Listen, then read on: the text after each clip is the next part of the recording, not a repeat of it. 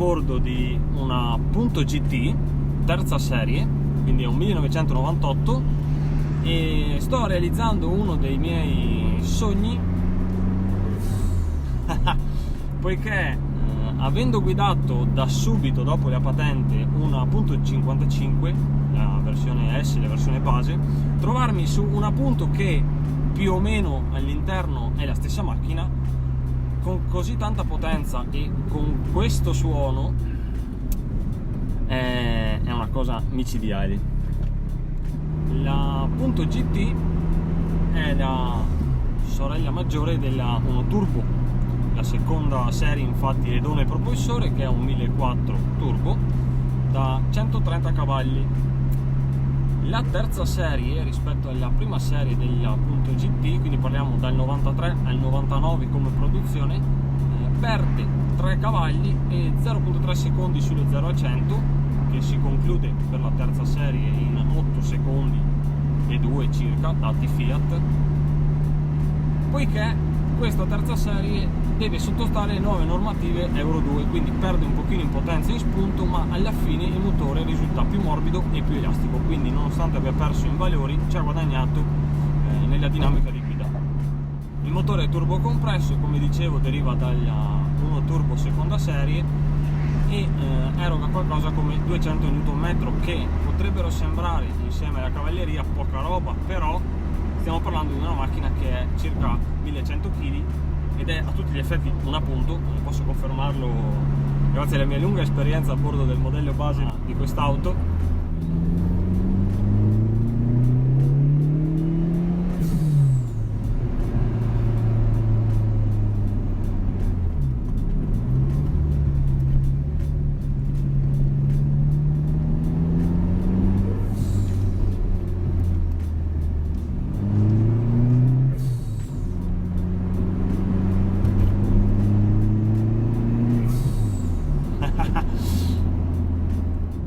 Allora, la Punto è stata un'auto sulla quale Fiat ha puntato tantissimo, sia nelle versioni normali, perché è appunto un'auto popolare, penso che in ogni casa almeno una ci sia stata in qualche versione, e puntando su questo concetto, quindi montando un motore molto potente e anche molto resistente, perché qualora si volesse intervenire a livello di aumento della potenza questo motore lo regge bene.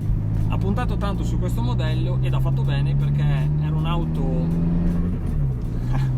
che attraeva tutti, attraeva chi se la comprava e solitamente era il cattivo del paese, e attraeva anche chi la guardava un pochino schifato, perché ripeto è una Punto, rimane una Punto, però la guardava e si girava quando partiva la cambiata arrogante.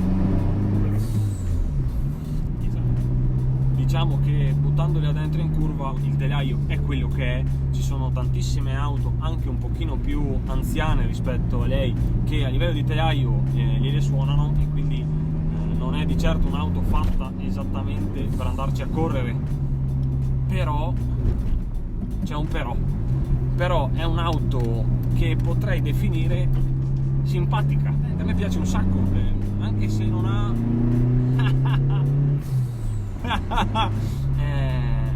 è un'auto che volevo provare, e nonostante, ripeto, sulla carta non sia chissà che cosa a livello di numeri, poi quando ci sali ti dimentichi di tutto, perché è leggera, è una Punto sotto steroidi,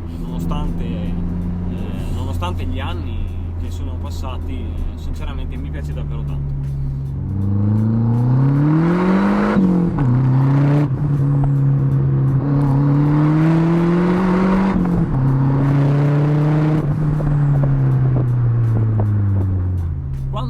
Stata proposta, quest'auto costava circa 29.200.000 lire, che al cambio attuale sarebbero 15.000 euro. Diciamo che oggi come oggi, se vi viene in mente un'auto che vada così e suoni così con 15.000 euro, vi ringrazio, perché io non ne conosco neanche una.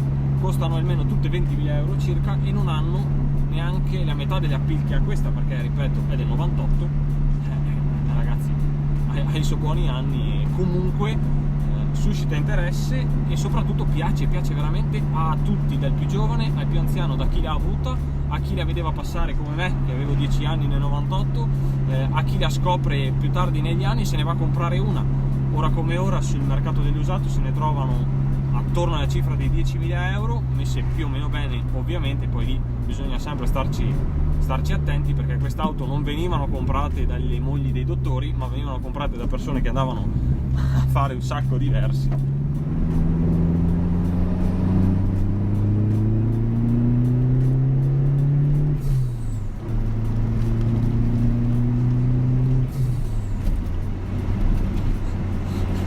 Si chiudono le orecchie. È una sensazione troppo ignorante. Se il telaio non è dei migliori, nonostante lei si presenti come una sportiva, è stata puntata l'attenzione sul propulsore, molto forte e molto resistente, e su quello che è l'impianto frenante. Infatti di serie montava di 240 mm al posteriore, 257 mm all'anteriore, e sempre all'anteriore erano autoventilanti, quindi comunque per l'epoca erano dei signori freni, quindi li affermavano molto bene. Su questo modello sono stati potenziati ed è una modifica che sinceramente si apprezza anche senza spingerla troppo, è una modifica molto intelligente.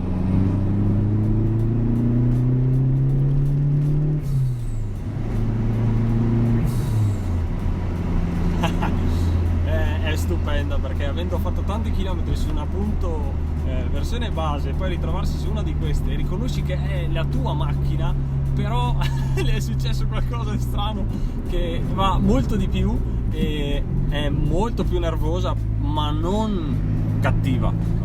Non ti dà l'idea, anche se la spingi un po' oltre i propri limiti, non ti dà l'idea di volerti uccidere o di essere una bara. A mio avviso la 1 Turbo è molto peggio come esperienza di vita, e qui invece ci si diverte, anche se si spinge.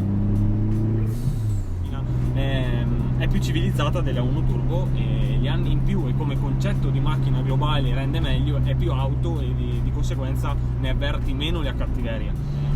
Una Punto GT è un'auto che consiglio a chi vuole spendere relativamente poco per acquistarla, stando sempre però attenti ai chilometri, al precedente proprietario e alla manutenzione. Bisogna starci attento, perché poi ci si ritrova con delle spese extra che non sono di certo qualcosa che uno si augura. Però è un'auto divertente che consiglio a tutti gli appassionati che vogliono avere un'auto non troppo potente e non troppo costosa alla fine da mantenere, perché è ideale.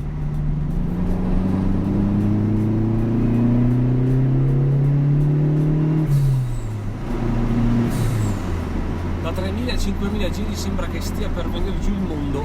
È una roba incredibile. Insomma, il tiro c'è, nonostante siano solo 200 Nm, però su questa macchina hanno un effetto che la velocità sembra triplicarsi, la butti dentro facili.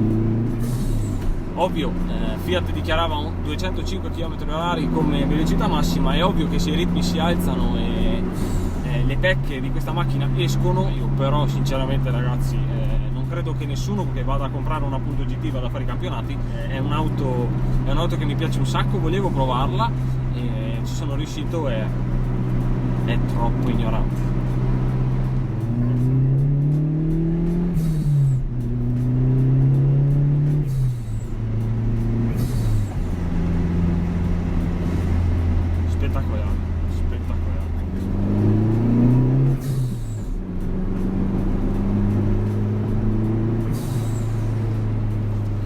Una macchina come questa ha dei pregi, che sono la semplicità e il divertimento che ti dà, il feedback a livello di divertimento. È un acquisto che farei, è una macchina che ti dà tanto con relativamente poco.